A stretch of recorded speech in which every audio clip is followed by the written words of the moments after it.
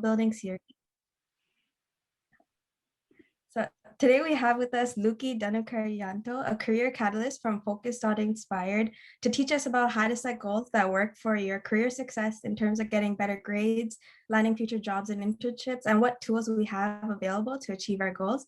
So I know Luki has a lot of information to share with us today. So without further ado, I'm going to pass the floor to him. Well, thanks so much, Kirtana, for sharing or having me, and thanks for the HRA for hosting as well. So as a quick introduction, my name is Luki Danukarjanto. Luki's fine. The fun fact about me, well, I'm Indonesian. That's where the last name comes from, if any of you are curious. But I'm actually ancestrally Chinese, as you can probably tell. So I'm actually part of the Chan, the Tan lineage. But due to some civil unrest in the country way back when, my dad had to change his last name. So he changed our last name from Tan to Danukarjanto. And apparently, if you ever go to Indonesia and ask for a Danukarjanto, you'll be asking for a resourceful worker. Apparently, that's what it means. And the other fun fact is my uncle, who's my dad's blood brother, actually has a different last name because he decided to choose a different name. But so I was born there, but I moved to Canada when I was young, and I grew up in the Toronto area. I ended up doing a degree in computer science at UT Scarborough, and I did that because my dad worked at IBM. The Silicon Valley bubble was growing. We didn't know it was a bubble at the time, and it was a teenage boy wanting to do computer games, so it seemed like it made a lot of sense. But when I graduated, the dot-com bubble burst. 9/11 just happened the year before, and SARS was on its way, for those who knows what that is. So it's kind of like all three of those things happening at the same time right now, where you have like a market crash and lack of travel and pandemic happening. So just for those who are kind of worried about this era, just keep in mind that it happens every kind of 6 to 12 years, right? Because in 2008, 2009, if anybody remember that, that was a big issue. In 2002, that was a big issue. In the 90s or something in the 80s. So don't be surprised if there's some sort of COVID 2029 or something apocalyptic that happens there that will change the world. And at that time, it's always the worst thing ever, but we get through it, right? So I ended up graduating from computer science, and then I ended up getting a job in a company as a coder, as a developer, right? So I started coding, and then a few months into it, I realized I don't particularly like coding, right? So I spent 4 years training for this career that I didn't particularly enjoy. But as luck would have it, the company that I joined was Deloitte. So for those that know Deloitte, it's one of the big four accounting. I was actually on the consulting side. So I was coding on the technology consulting side, and I grew up in the firm. So I started as a coder developer, moved my way to business analysis, functionally testing, change management, training, project management, advisory. And I spent over 12 years there. And after the end of it, I was a senior manager leading my own practice area. Senior manager is the step before partner. For those that know what partner is, it's kind of that C-level executive next up there. And why a lot of students want to connect with me is I used to also run their undergrad campus recruiting program. So from 2006 to 2015, when I left, I literally had the list that said yes or no for anyone that got hired across all the universities across Canada. So if any of you want helps on like resumes, interviews, networking, that sort of stuff, I can generally help pretty well on that side. And then a lot of people are like, wow, so you're up for partner going up. So what happened? Why aren't you there? And the short answer is family. So I traveled a little too much as a consultant. For those that know what consulting is, I was on a plane Monday morning, back Thursday, rinse and repeat for the whole year. And I had like super elite status at all the airlines and the hotels and stuff like that, which basically meant I was on a plane every week going somewhere. And I decided to start a family. And it's not great when you have a son that's growing up like this, where your 1-year-old is learning to walk and talk and you're FaceTiming with them and all that sort of stuff. Usually when I'm in person, I get like a pity awe, right? For folks that can appreciate that situation. So I decided to figure out, okay, what do I want to do, right? This is not the type of dad, this is not the type of life that I wanted. So what do I do? So after a lot of soul searching, self-reflecting, and talking to mentors, I found that coaching was what I love doing. And oftentimes I would be on campus talking to students who want to get into consulting, who want to figure out their careers. And oftentimes consulting was one of the things that people wanted to get into, so they could figure out what they wanted to get into later on. Right? So it's one of those things where they figured they could explore the world, different industries, different companies, and then make a decision later on, right? So it's quite an interesting concept for folks. So I ended up starting my own business a couple of years ago, and now I am a career coach. So I like to say that I have found my purpose, helping others find theirs. I wrote a book. It's called Stuff I Wish I Knew Earlier, and I never thought I'd write a book, but it was one of those goals that I had in mind, and eventually I achieved it, right? And I've done a whole bunch of things that I never thought I could possibly do, but I've done it, right? Um, I have a podcast of the same name. I never thought I'd be doing something like that, right? I was the shy, introverted computer scientist. Remember, like that's my background. So that stereotypical geek in the corner, that was me. So for any of you who are more on the shyer side, then there's still hope. And for those of you who are on the outgoing side, well, there's a lot more potential out there because the world is kind of adapted to that. So that's kind of me in a nutshell. I have a whole bunch of big visions of the world. I work with most of the schools around Toronto, so the universities and colleges. I run soft skills programs, again, stuff I wish I knew earlier. So things like goal setting, even time management, effective communication, learning to learn. Why isn't that a course? Why don't they teach you how to do that? Because if you knew how to do it, if you knew how to memorize and things like that, if you knew how to recall things and how to apply things, think critically and all that sort of stuff, if they taught you how to do that, things would be so much simpler. Um, so that's kind of me in a nutshell, and I've been asked to give you a talk on goals and uh, setting that in the future. But before we go get started, I'd love to hear a little bit more about you. So I'd love it if folks make this interactive. If you want to unmute and ask a question, feel free to. If you want to keep the chatter in the chat going, I would love to have that interactivity.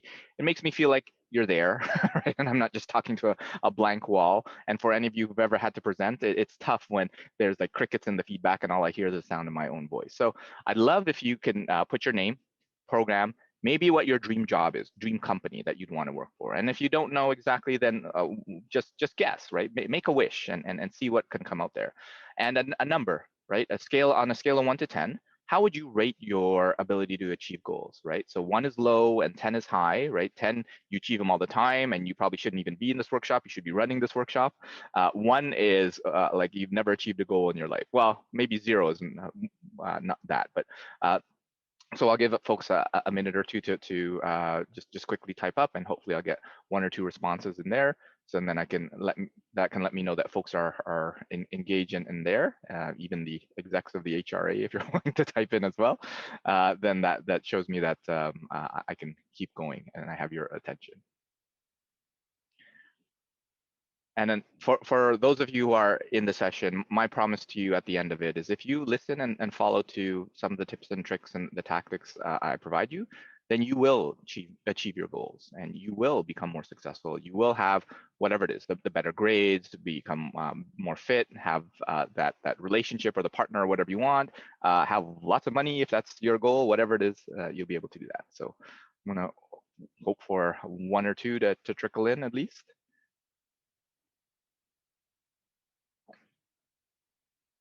I know it's Sunday morning and folks have a bit of that brain fog. Maybe you need that cup of coffee or whatever. Hopefully not a Red Bull at 10 a.m. But yeah.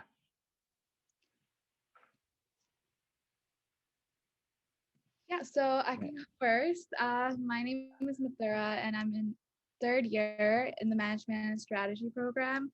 My dream job is to become a project manager and I'm really interested in telecoms. So I've been looking at different telecom companies like Bell and Rogers to start my project management journey. I think on a scale of 1 to 10, I would rate my ability to achieve goals maybe around like a 5, 6. Still a lot of improvement to do. Cool. And it's interesting that even as the president of the HRA, your goal setting is kind of on the 5, 6. But that's quite interesting. So yeah, maybe if folks can populate the chat, or if anybody else is willing to unmute as well. There we go. I can go next. Sure. My name's Damalini. I am in the VBA program specializing in marketing. My dream job would be to start like a daycare someday. Cool. And I would rate my ability to achieve goals probably like Mathura, 5 or 6. Okay. Awesome. we have a couple in the chat. Incoming first year. Wow. So even before they've started. So that's great on you for joining the sessions, even though you haven't started school yet. Something in the field, I guess, don't know exactly. And rateability is kind of a 6. So everyone seems kind of 5-6. Second year management BBA. Don't have a dream job as well. And yeah, kind of 5. All right. So interesting. I've had sessions where some of them are like 8s, 9s, 10s, and they just want to kind of tweak, and it seems like everybody's kind of middle of the pack, right? So cool, HR, and I encourage folks to continue on, but in the interest of time, I'll get going. So first of all, why are goals even important, right? So why do we even set them? And a quote comes to mind, and if you get to know me, you know that I love quotes. So one of them is that all roads are correct when you don't know where you're going, right? So for all of you kind of made the statements like, I don't know what job, or I don't know what I'm doing, all that sort of stuff. It's okay, and it's fine. But just be careful when you graduate and you get exactly what you wished for, right? Because you'll get whatever it is that comes at you. But if you have that focus, even though you don't get exactly what you want, so if let's say you want to work for a telecom, one of the big banks, one of the big 4, whatever, if you don't end up hitting that goal, at least you'll probably be in the vicinity, right? Because if you think about it, just like traveling, when you want to go somewhere, where do you want to go? Well, I want to go west. What does west mean? Does west mean Vancouver or does west mean Mississauga? Right? It's a little bit different depending on how far you want to go. So having that goal can be important. And there's actually a Harvard study out there where for those of you who write your goals, those of you who know your goals, and I would encourage all of you to grab a piece of paper or open up a Google Doc or something like that to actually type in the goals later on. But those of you who actually put it down into the world onto paper, and usually it works best when you do it on paper, then you are 40% more likely to achieve them, right? So that's kind of the statistical evidence there. Now, that doesn't guarantee that you will achieve it because that's just an aspiration at that point. But if you can constantly move towards that goal, then you will continue on. So because goals are not enough, right? To wish, if anybody's heard of like the law of attraction, where you go out there and kind of vision into the world what you want and stuff, well, that doesn't quite work in the sense that if you're sitting just in your room, your apartment, your condo, your house, whatever it is, and hope for that dream job or $1 million, whatever, but never do anything about it, then you're unlikely to get it. So the whole point is you know where you're going first, and then you take action towards that, right? So there's another proverb there that vision without action is a daydream, and action without vision is a nightmare, right? So if all you're doing is doing without that goal out there, then you end up getting something, and maybe it's not necessarily the thing that you want, right? So I often share with my clients and the folks that I work with a very simple roadmap, right? What, why, and then how. So what do you want? Right. So I'd encourage all of you to get crystal clear into what you want. Again, when you graduate, what is it? So I think, Mathura, it's great that you know that you want a telecom job, right? That makes it easier. Now, if any of you aren't sure if they want telecom or bank or whatever, just pick one, right? At least you know the direction that you're going. You're going west, you're going east, you're going north, you're going south, whatever it is. If you know it's not with one of the banks, then at least you know it's not that direction. So that can be helpful as well, right? And the thing that will actually drive you, so we're going to focus more on the what today, but the thing that will really drive you is the why, right? So if any of you know Simon Sinek, he has a book called Start With Why, where if you have that why, that core belief, and that becomes the driving force and helps you achieve. And then the how is how you do it, right?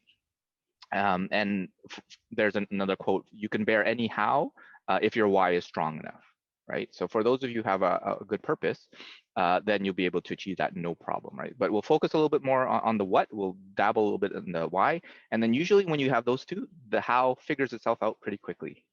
So what goals do you want to set? And I'd love, again, for the chatter to go into the chat, or if you want to unmute, what goals do you want to set? That when I do this with students, the typical ones are grades.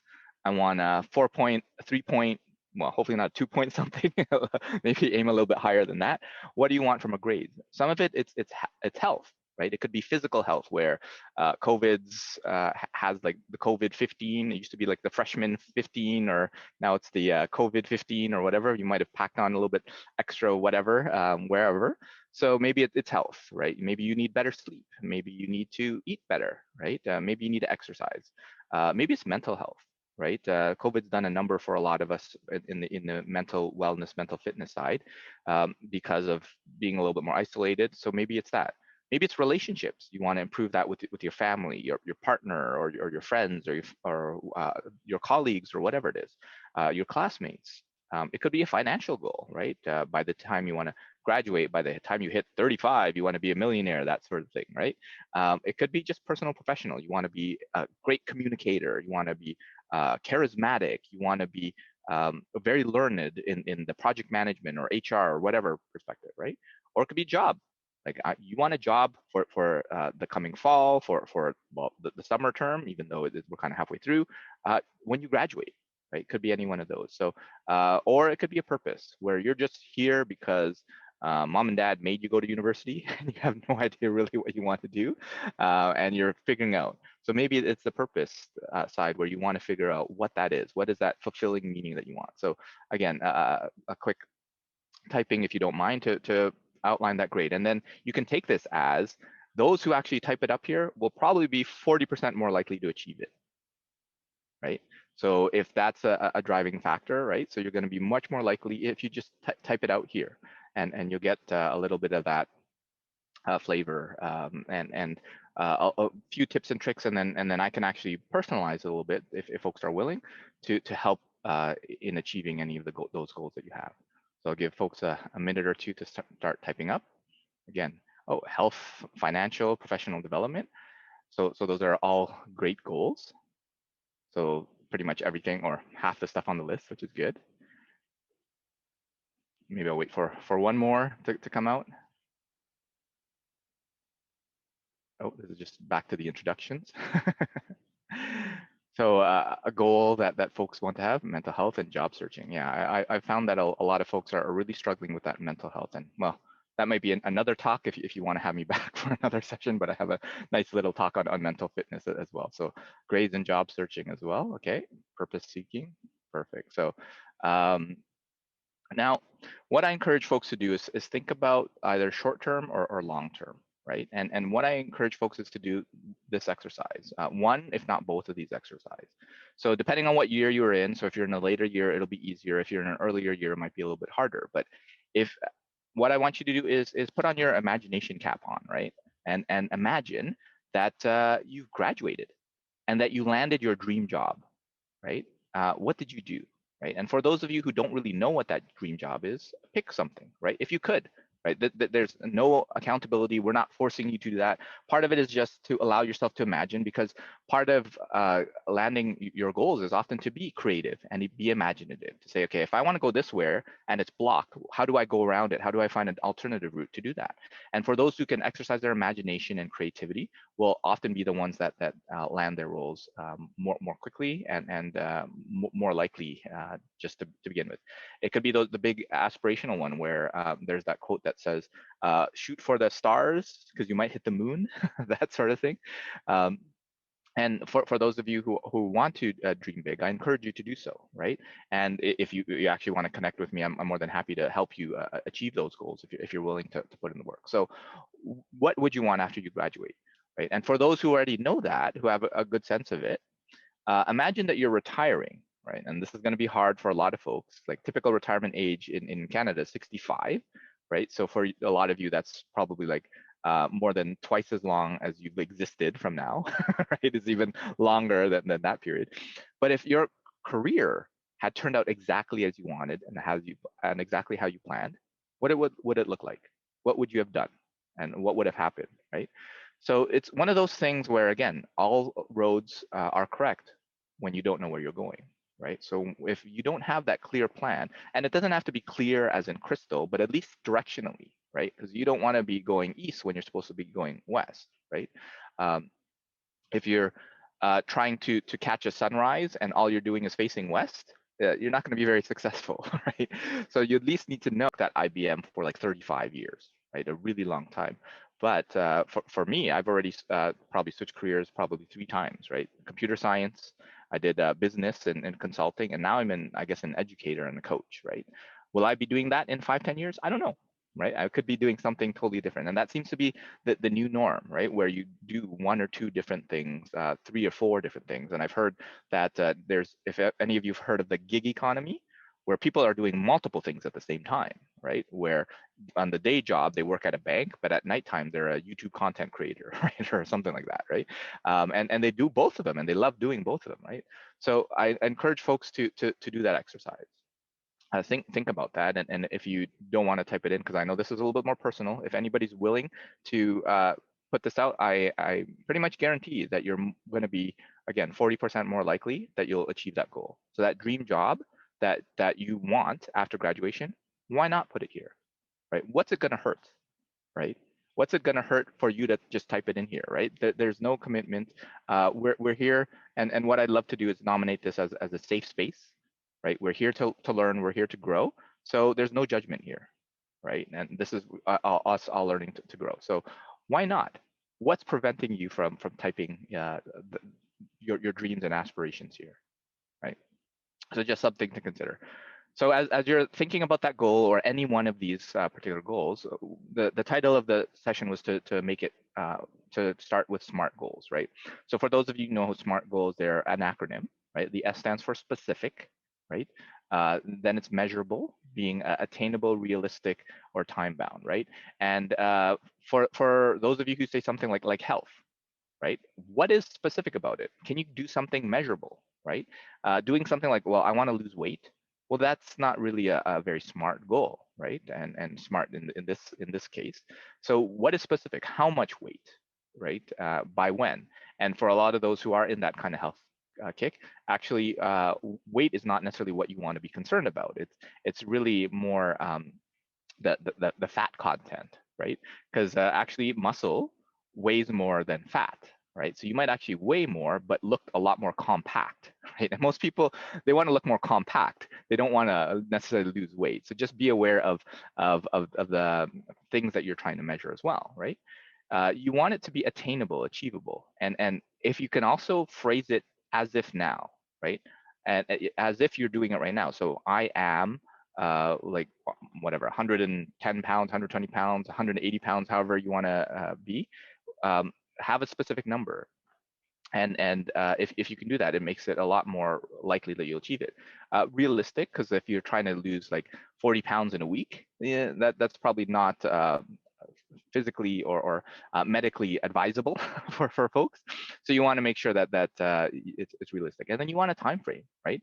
And again, it's not necessarily to give you that due date, but oftentimes it is that motivating factor where if you know that by the end of the month, by the end of the summer, by the end of the year, by the end of the school term, whatever it is, your school career, that you have to achieve something, then you have something to drive you, and hopefully it's a reminder. So some folks are putting their names, their roles, economist and investment banker. So pick a goal, right? And turn it into SMART goals. So go back to the purpose, the job seeking, the whatever, turn it into a goal.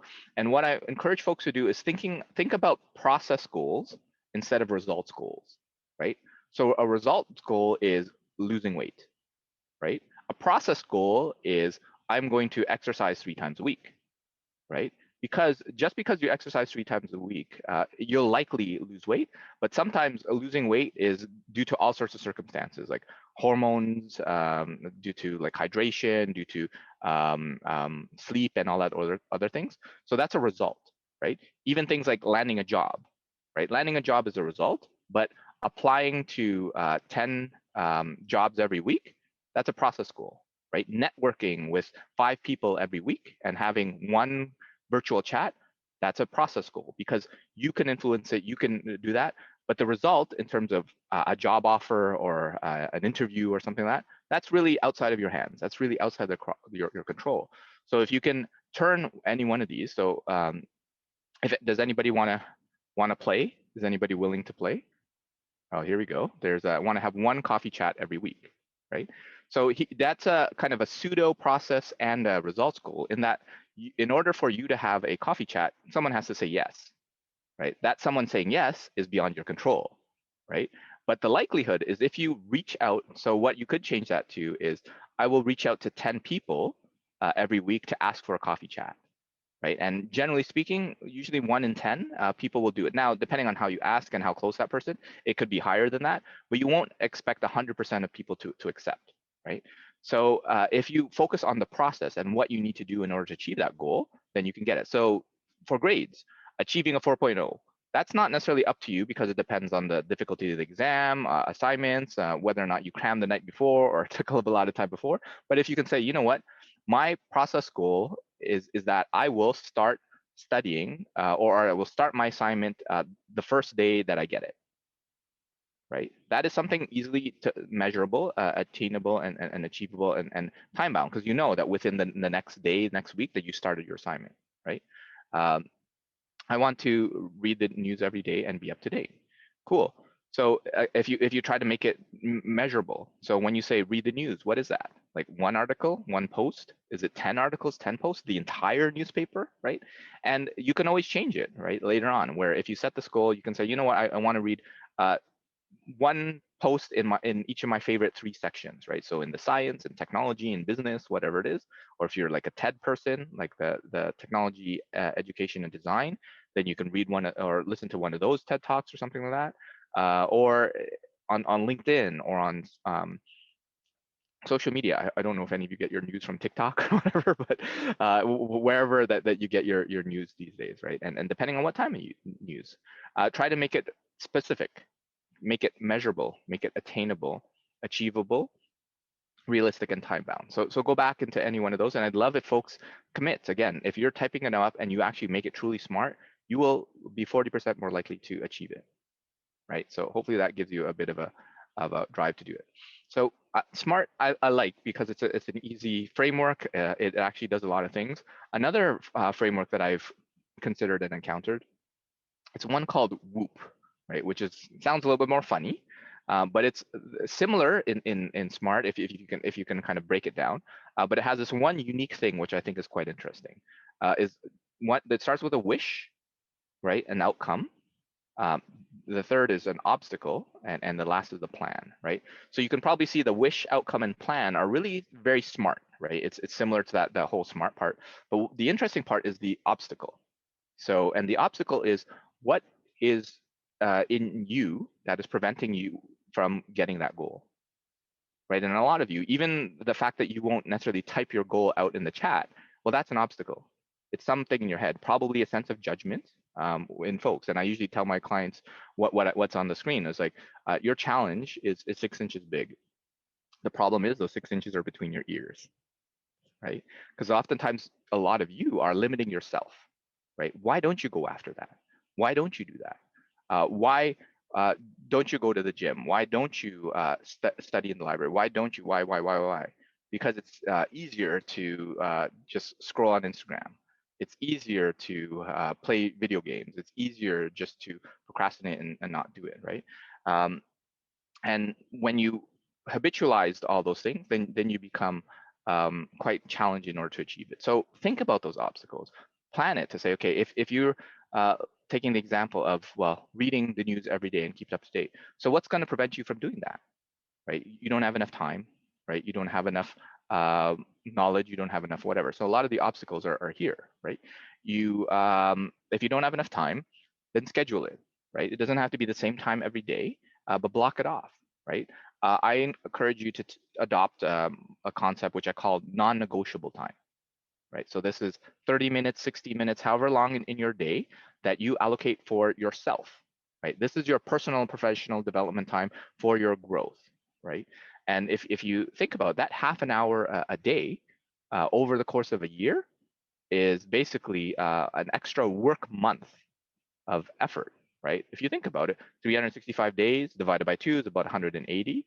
A work week is about 40. So 40 times 4 is 160. So it's actually 2.5 work months. So instead of having 12 months compared to everyone else, you have 13 just by scheduling half an hour a day, right? And that could be in anything in terms of like reading your book, arranging coffee chats, focusing on your physical fitness, your mental health, or whatever it is, meditating, right? Those are the things that can easily go in there, and you schedule it. And the reason why I call it non-negotiable is that you don't negotiate, right? You don't say, oh, I'll do it later. Oh, I have something else. You have a firm boundary. Now, there's always emergencies that can happen, but there's very few things that are really that important where you have to deal with it, right? So I would encourage you to think of it as if you were having a meeting with a very important person, and that person is important. It's the CEO of your life, yourself, right? So imagine that you had a meeting scheduled tomorrow morning at whatever 8 a.m. And this meeting was with Jeff Bezos, with Oprah Winfrey. Who here is gonna say, "Oh, sorry, Oprah, I have some homework to do. Oh, I got to take out the garbage. I have whatever." No, you'll probably work your entire schedule around just to meet that person. So imagine that every day you have a meeting with a new CEO, a new important person in your life, and make it non-negotiable, right? Put that sense where if I had that meeting with them, I would do anything to make it work, right? Like I said, there's always those random emergencies that happen, but chances are 9 times out of 10, 99 out of 100, it's not an emergency, right? If you let them know, like, oh, can I do it in about 30 minutes? They'll be like, yeah, sure, no problem, right? Now, if there's like blood around or something, or like fire alarms going off, yeah, you'll have to deal with it.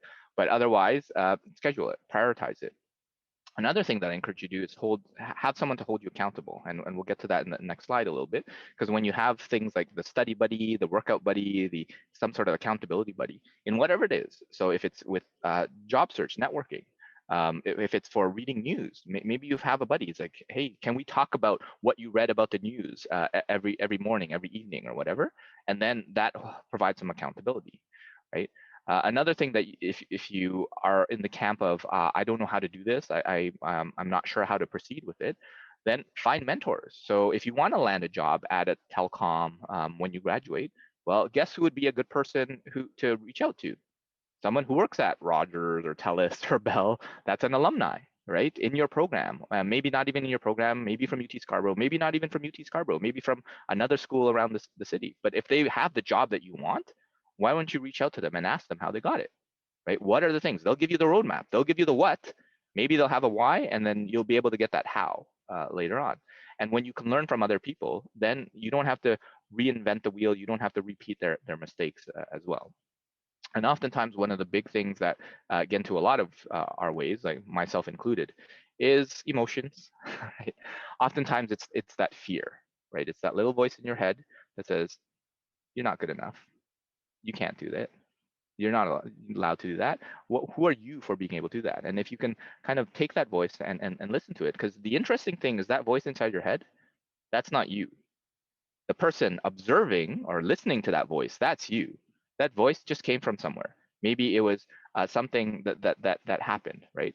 And oftentimes it's the product of the school system, right? Because if you grow up, what do they teach you to do in school? Sit still. Don't do that. Follow instructions. No, just do whatever we say, right? So if you grow up in that whole sense, and we're all kind of in the same boat, well, what do you think you're going to end up thinking when you grow up to university, when you have to think for yourself, right?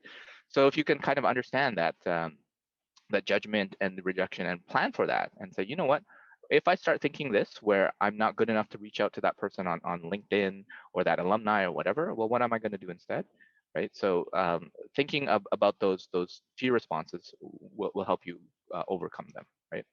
So a model that I want to share with you to help get things done is what's called the Fogg behavioral model, and it comes from researcher B.J. Fogg. If anybody's read the book Tiny Habits, it's a good book for those of you interested in more habits and achieving goals. But it basically says that things happen on two lines. There's one line for motivation and one for ability, right? And there's something called an action line, right? And when you are above that action line, things get done. When you're below the action line, then things don't get done, right? So you get things done when your motivation is high, even if your ability is low. Or you get things done when it's easy to do, even when your motivation is low, right? So essentially what you want to do is you want to improve your motivation or improve your ability, right? So make your that why, that drive that you want, or make it so easy that it's almost harder not to do it than it is to do it, right? So any of these goals, as you're thinking about the SMART goals or the WHOOP, the plan to do it, how do you make and increase any of these along the way so you're more likely to achieve it, right? So one thing that I encourage you to do is to, when you increase your motivation, is to find your why. right? Find your purpose. And I have this formula where I say procrastination is when your excuses are greater than your purpose, right? And motivation happens when your purpose is greater than your excuses, right? Because if I told all of you that, you know what, by the end of the year, you will have to make $50,000, right? What's the likelihood that you'll make that $50,000, right? Anybody have a percentage? You can type it in the chat. 10%, 50%, 100%. What percentage is it that you'll make the $50,000 by the end of the year? It's probably a number, fairly low number, right? 5%, yeah, something around that. But what if I said that if you make $50,000 by the end of the year, I have within my power the ability to save the lives of 50,000 starving kids in Africa, and I will be able to save their lives by the end of the year. So if you're able to make 50,000, what's the likelihood that you'll make that 50,000 by the end of the year? For most of you, it would have gone up. So for Kenneth, it might have gone from 5 to 10, 10 to from 5 to 50 or something like that, because there's a little bit more motivation there. But what if I said you have to make $50,000 by the end of the year, or I will take a gun and put it in your head and the head of every loved one that you have, and if you don't make it by the end of the year, they'll all be gone. Ooh, what happened there, right? So there's a different sort of motivation. Nothing really happened, right? Because I'm not going to do that for just to make sure. But yeah, so there's 90. Well, for a lot of folks, it would have gone to 100% on that side. But there's always that little bit of doubt, right? Because you probably would have gone, yeah, 1,005%. You would probably like sold everything. You'd probably like beg on the street. You'd probably like do whatever you can, call all the favors that you could possibly do in order to do that, right? But nothing really happened except you found that why, right? So if you can find that purpose and that why, then it would be great. So does anybody here want to play? Is anybody here really willing to go through one of their goals to achieve?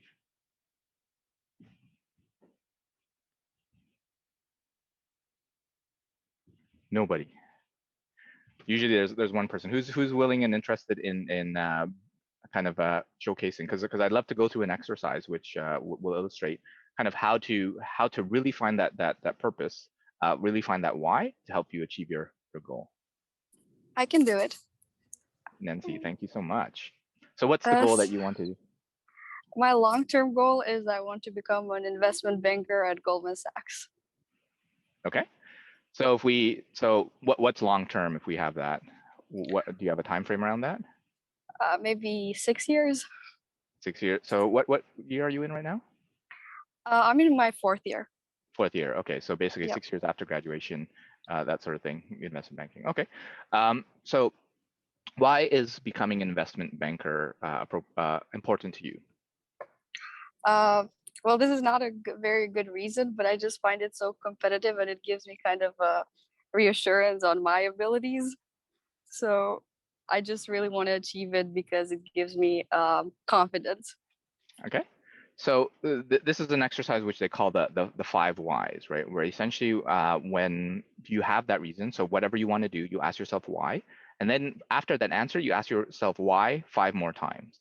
So and see if I can get the correct. So it's because you want to be competitive. You want to feel like you've proven yourself, or what's? Can you distill that a little bit more? Yeah, I think it's more like proving myself to like family and close ones. Okay. So the first why is proving yourself to your family important to you? Because a lot of money is going towards my education, so I feel that the money is worth it. Okay.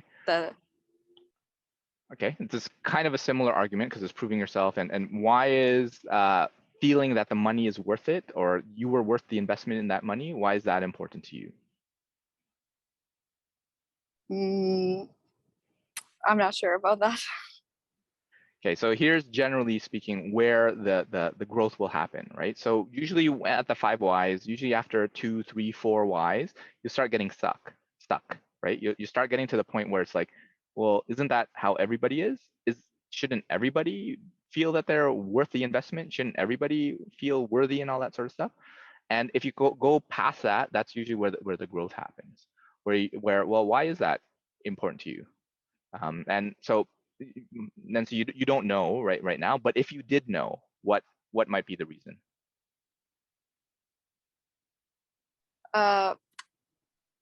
What might be the reason that I feel like I need to feel like worth it? Yeah, that you feel worth it, that you've proven yourself.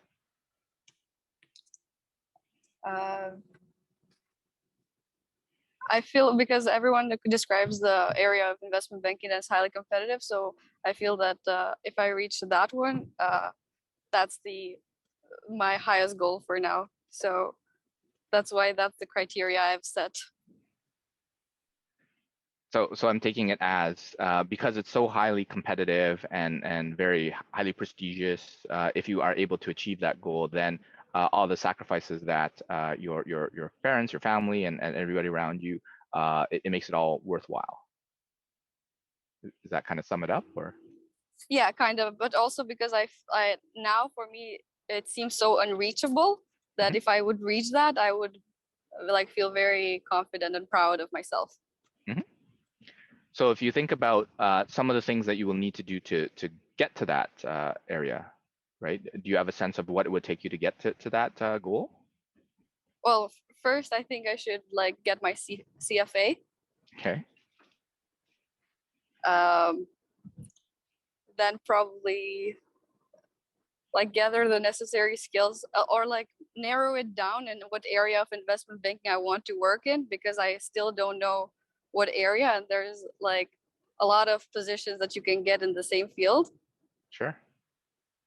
And are you struggling at any point to get those skills or achieving all that? Like, are you generally pretty good from a study perspective, from like a networking perspective, from a job seeking perspective?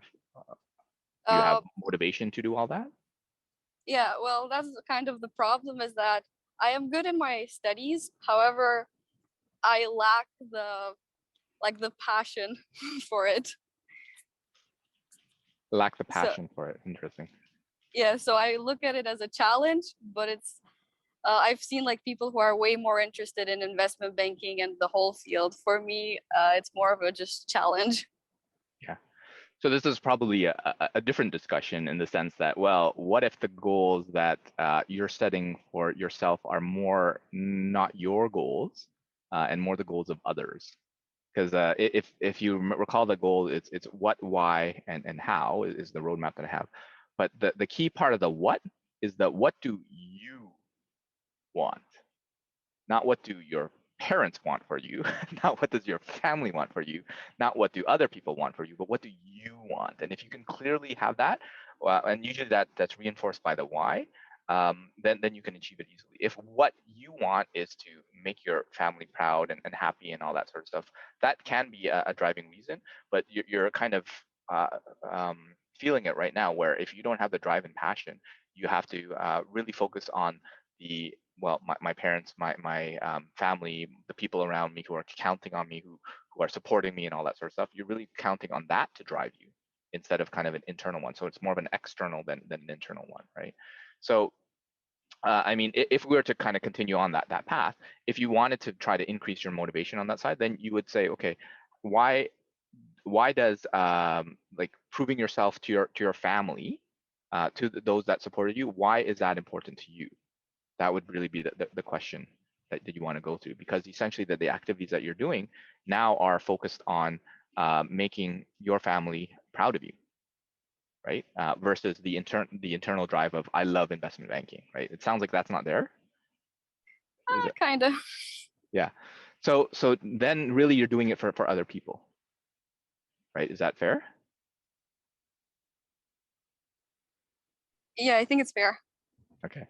So if you want to really use that as a driving force, then you'll have to say, okay, why is me achieving this goal for mom and dad? Is it for mom and dad, or is it someone else? Yeah, it's for mom and dad. Yeah.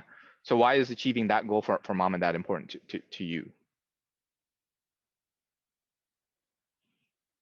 I think that's just because of who I am, that I'm like, if other people are like happy for me or like happy, I'm just like happy as well.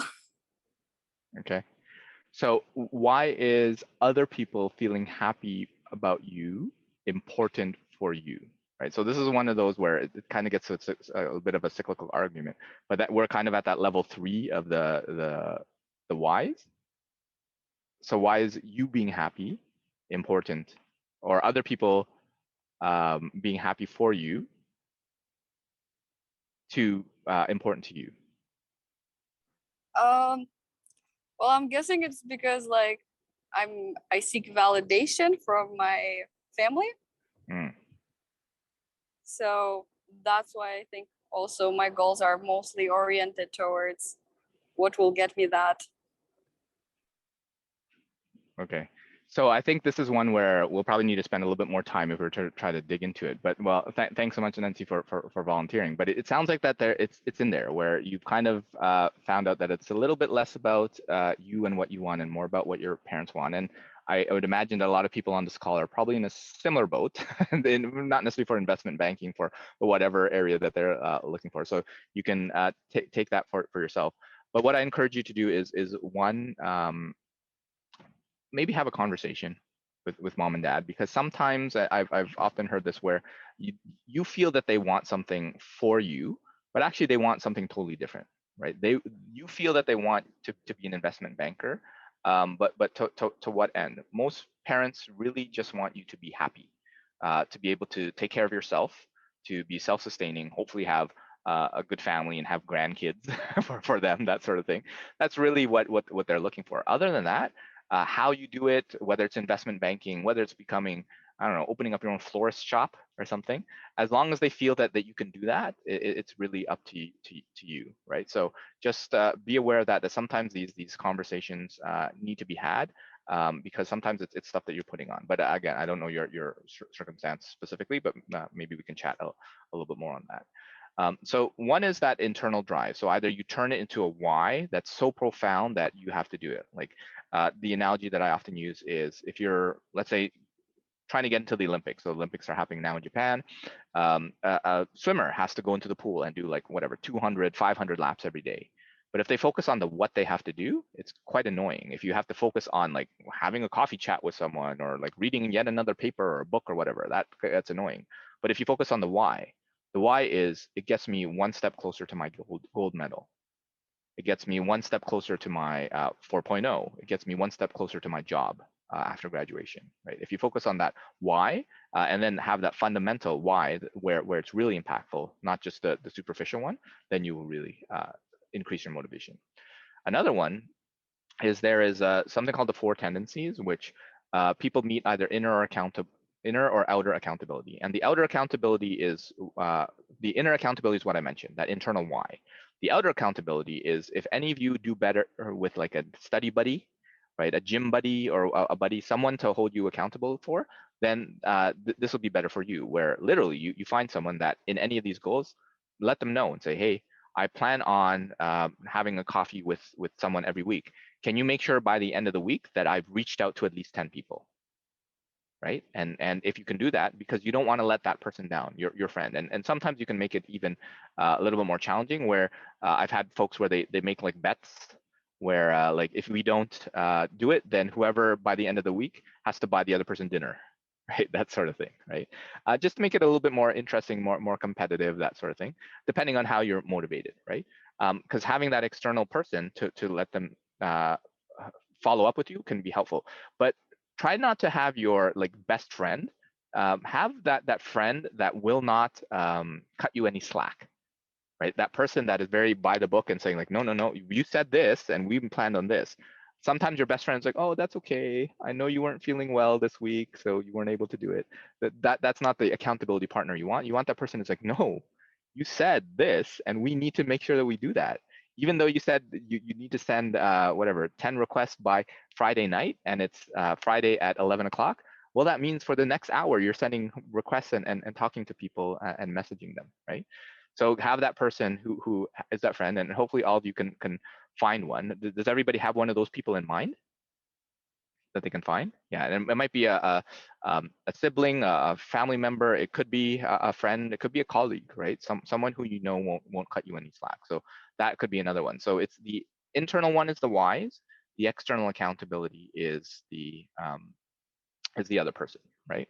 So that's to increase your motivation. For those of you who want to increase your ability, then oftentimes what it is to think of space bears, right? And space bears is another one of the acronyms that basically say each one of you do things in certain ways, right? And you have a tendency, and it makes it easier for you to do things if you focus on a specific way. So some of you are a step where, and if you want to type, which one are you? Are you more of a step or a big, right? Is what you can have a small or big, and or you can put not applicable in the sense that it's not you, right? So do you like to take things small and steady, or are you the go big or go home type? Do either one of those resonate with you? If it does, you can put small for a small step. No, I got to take it little by little. I got to dip my toe in, and then the rest of my foot, and then the rest of my leg, and all that. I got to do small steps. Or no, if I'm not doing something big or important, then I'm not going to do it at all, right? And know that about yourself. And when you pick the types of goals and frame the goals in that way, then you'll be more likely to achieve them. Some of you are more based on your pace, right? So if folks want to type small or big or not applicable, that would be awesome. For the pace type, all right, so there's a couple of big folks here. For pace, you're either a marathoner, where you can kind of slow and steady wins the race. Some of you are sprinters, where like, no, I'm just gonna go as fast as I can and hope to get to the end. And most students are procrastinators. That's why that time bound, that date is so important, because no matter how much time you give yourself, you'll wait until the last minute and get it done, right? So looks like a couple of, there's a marathoner here. And if none of them kind of suit you, and sometimes it's case by case, but predominantly, which one are you? Sometimes it's aversion, right? So the A in Space Bear is some of you like carrots, some of you like sticks, right? So you want a reward. So when you complete your goal, when you finish that step in your goal, whatever it is, you get a little treat, you get a little reward, right? Or you get a punishment, right? You will not be able to log in. You'll have to delete your social media off your phone or whatever it is, or not be able to have your favorite food or watch your favorite show or whatever it is. Some of you are the carrot type. Some of you are stick. Is anybody more of a carrot or a stick? And if you can type that in. Some of them are chronotype, right? And chronotype is based on the time of day, right? So do you do things better in the morning? So the lions and the larks are the ones that before the crack of dawn, before people are up, they're already doing stuff, right? There's another one where during the day, they're the bears. They're best kind of like during lunchtime, midday, and they're the wolves and the owls. Like, nope, I got to do it at night, right? I'm most productive at midnight, at 2 a.m. That's when I'm most productive, right? There's another one called the dolphin, where you just don't sleep, because apparently dolphins, half of their brain is already always awake. Those are the insomniacs here, that they're just jittery. So just being aware of what you are and planning yourself appropriately, right? Because if you're not good in the morning, and you're better in the afternoons, then plan all these goals to be done in the afternoon when you're most productive, right? Expectations. So we talked about the inner and outer. So more formally, people uphold expectations on two aspects: the internal and outer. So if you're good at keeping inner and outer expectations, they call you an upholder, right? Apparently, that's a very tiny part of the population, like less than 5%, right? If you meet neither inner or outer expectations, then they call you a rebel, right? Then again, small portion of the population, probably less than 5% on those two. The two big ones are obligers, right? So those are ones that want the outer accountability, right? So you need that study buddy, that friend or whatever. So are you more of an obliger, right? The other part is a questioner, where I don't care if I have other people counting on me. I have to know internally why it's important to me. So that's going back to that motivation part of, do you need someone, or do you need it internally? So are you more of an obliger or a questioner? Some of you, if you're an upholder, you probably meet all your requirements, so you can have that. So is anybody an obliger, or is anybody here a questioner? There's another aspect called, well, related to like buying type, where if you are getting stuff or having to accumulate things, then some of you are under buyers, where I only want the minimum amount that I need. Some of you, they are over buyers, where I need a lot of it to have, where if it's a 2-for-1 deal, you'll buy up to the maximum limit type of thing because you want to make sure that you take advantage of those deals, right? So if any of your goals are related to like buying or not buying, then just being aware of that. For any of you who have those financial goals, this is going to help you. Some of you are are finishers, and some of you are openers. Some people love finishing stuff and checking stuff off your to-do list, right? Oftentimes when you like that, you don't like starting it, right? You'd rather finish it than start it. And other people love starting things but never finish it, right? So you have all these open projects, like half-done things all around you. So are you more of a finisher or opener? And the great thing is that if you're one or the other, try to find a partner who is the other. So as people are writing, if you're a finisher, so the finishers and openers, you should get together and help each other out, because one people will start, one person will finish, and then both of you will start achieving your goals because you're going to be pushing yourself there. Similar to buying type, it's availability, right? Do you want things kind of simple, where you want kind of the minimalistic? You're kind of like the tiny house movement, or like the what's it, Marie Kondo, where it has to give you joy or something like that, where you want the least amount of stuff, or do you love a lot of options, a lot of opportunity in there? Like I want to be able to pick as many. So simplicity might be like the Steve Jobs, he only wore turtlenecks type of thing. Whereas the abundance is, I want to have a whole walk-in closet of wardrobe options for me to be able to choose, right? So as you're thinking about options for like exercise, right? Do you want to have just one exercise that you'll do all the time, or do you want to have 52 different exercises you could possibly do, right? So you can apply these to pretty much any context.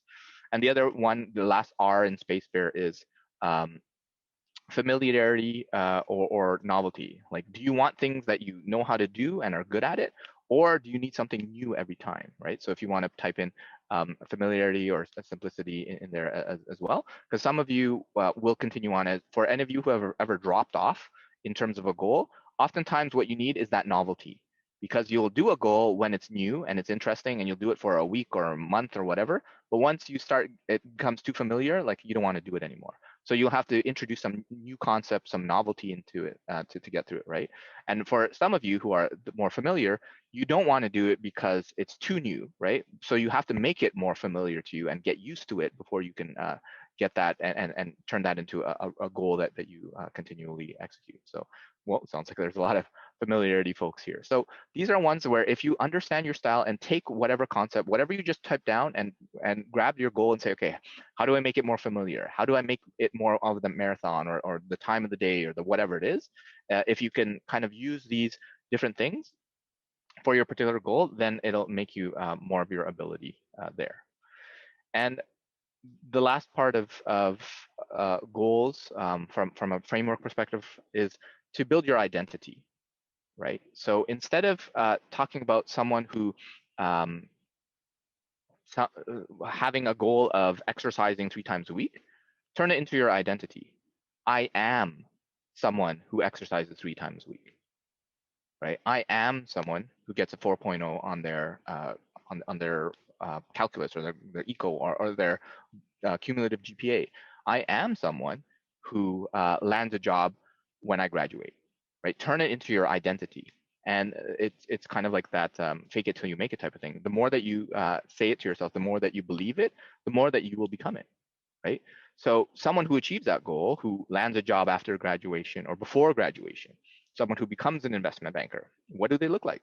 What do they act like? What do they actually do? Who are their friends and their connections, right? What obstacles have they overcome? And if you put that into your identity, there's something called cognitive dissonance, where people have that identity and they try to keep and latch onto it, right? So if you make that your identity, that you are whatever it is that your goal is there, then you will be more connected to it, and you'll be more likely to achieve them, right? So turn that into your identity, turn it into an I am. So I bring it all together and I use another crazy acronym. It's called S.M.A.R.T, right? Which makes zero sense, but it was kind of the culmination of everything that's there, right? So what you want to do is, if you really want to create a goal, turn it into what's called a do goal, right? So take that goal, make it SMART, right? And the main part of it, you want to measurable and time bound, right? You want to understand the obstacles, right? So what's going to get in your way? Your fear of failure, your lack of time, priorities, or whatever it is. right? And you want to create a plan, so that non-negotiable time that's there. When do you want to do it, right? So that goes off of that WHOOP area, where am I going to do it on a weekly basis, on a daily basis, on a monthly basis? When am I going to do this, right? And you turn it into your identity, right? So I am someone that achieves whatever it is, right? So I am someone who becomes an investment banker 6 years after I graduate, right? And then increase your motivation. So either find that why, or have an accountability partner, right? Have that friend who also wants to achieve a goal. They don't have to be in investment banking or whatever it is exactly that you want, but they could be someone who is on that journey too, so that you can cheer each other on to continue going. Use that space bear for that ability, right? So maybe you need small steps, maybe you need big steps, and maybe you need all those other things, right? And what I didn't necessarily include is the new additions here are reflection. So every day, every week, every month, as you're doing it, what's working? So out of all this stuff that you've been doing, what's working, right? And if you think about it, it seems like a lot, but it's actually not necessarily more than like half an hour a day for you to do any of these things, right? And if you can dedicate that time, dedicate that half an hour a day, you will achieve whatever goals that you want on that, right?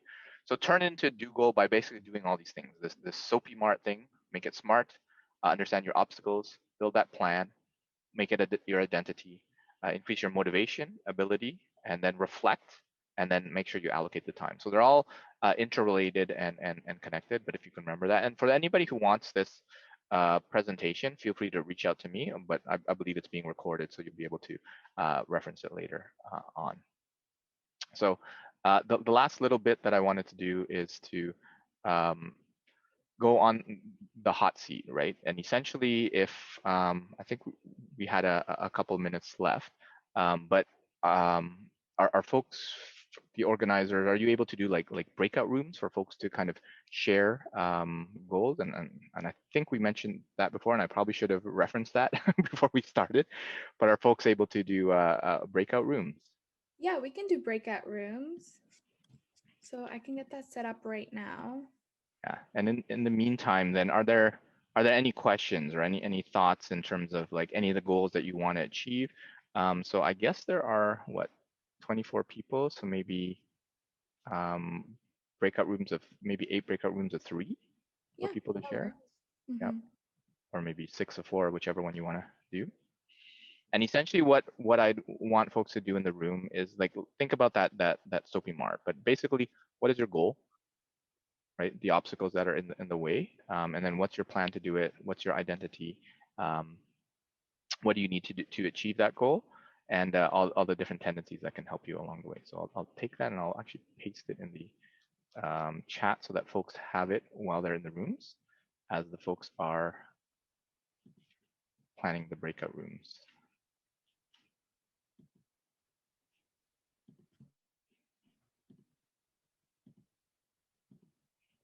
Okay, so the breakout rooms are done. Yeah. So essentially what you need to do is introduce yourself, and you can share your goal, go through any one of these, and then rotate around. And if folks are able to kind of give suggestions to the other people, if folks want to become accountability partners and help each other out too, that would be great. You can exchange contact information. No obligation, but really to share, get it out there. And ideally, if you start writing them down, you're more likely to achieve them. So if folks don't know like who goes first or whatever, then just use reverse alphabetical order based on first name. So whoever's kind of the latest in the alphabet from their first name, then start with them and continue on. Or if someone wants to volunteer, then please do so. So if we can give folks, probably give about 10 to 15 minutes maybe for folks to go into breakout rooms. And then yeah, so actually I don't know from a timing perspective how stringent, because I think you wanted to stop at like 11:20. Yeah, but I think 10 minutes, 10 to 15 minutes should work. Okay. Yeah, so probably give them 10 minutes and maybe we'll come back out for the last 5 minutes. Yeah, that sounds perfect. So Okay. I'm going to open all the rooms now. Perfect. Welcome back, everyone. Well, hopefully everybody was able to share their goals and connect with others, build a plan around that, maybe make a few accountability partner friends along the way. But yeah, I'm happy to take any questions on what we just talked about, any goals, or even on general careers and life. If I can help on that side, then let me know. I am often pretty good on that. But otherwise, if you want to, I'm going to type my LinkedIn profile on the chat. So if folks want to connect with me, feel free to reach out if you want a copy of the presentation or if you want to just ask any questions. Yeah, thank you so much for providing us time on your Sunday morning for those that came out. I really appreciate that.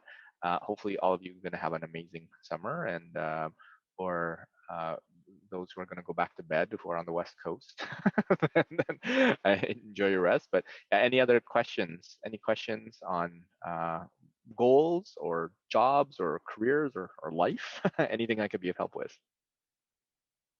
I just wanted to thank you for all your advice today. My pleasure, Nancy. Yeah, and if you want to connect, happy to continue on the conversation if you're willing as well. So if there's no other questions, I just want to say thank you, Luki, for the insight on why goals are so important to take the first step to reach our future vision, and also helping us understand like what type of goals we're setting, how to make them S.M.A.R.T do goals, and overcoming our obstacles along the way. And I'm sure like everyone who attended today has gained meaningful insight from like what we will be able to apply in our day-to-day lives. And what I encourage folks to do is actually put this into action, right? So like we started out is, yeah, goals are great, but they're nothing without action. So actually put that part, and the most important part, I think, is that non-negotiable time to make it a priority for yourself, even half an hour a day. You all have half an hour that you can spend, and you'll thank me later if you do that. But yeah, thanks so much for joining, and thanks for hosting. Thanks for the introduction, Kitana, and yeah, enjoy the rest of your Sunday, everybody. Okay. And thank you everybody who attended today's module. And just a reminder that there's also a survey link pasted in the chat box. And we'd appreciate if you guys just take 5 minutes to complete the survey, as your feedback matters to us. And if you aren't already, please make sure to follow our Instagram account to stay tuned for future events, hiring, and our giveaway for like the end of this event after all 4 modules. Yeah, and I encourage all of you to take a look at HR. It's one of those things where, especially with COVID, they have found it's one of those rising areas where at the end of the day, when they have AI and machine learning and all that sort of stuff, like there will be people, right? And then there will have to be a department. Now, the challenge with HR is usually it's a much smaller part of the company, right? So I find, especially in HR, this is one where you will benefit from networking, from knowing other HR professionals that are doing the type of work that you want to do. So for those who haven't yet started that, please do so, because it'll help you later on. Great. Thank you so much, Luki. Thanks, Jude.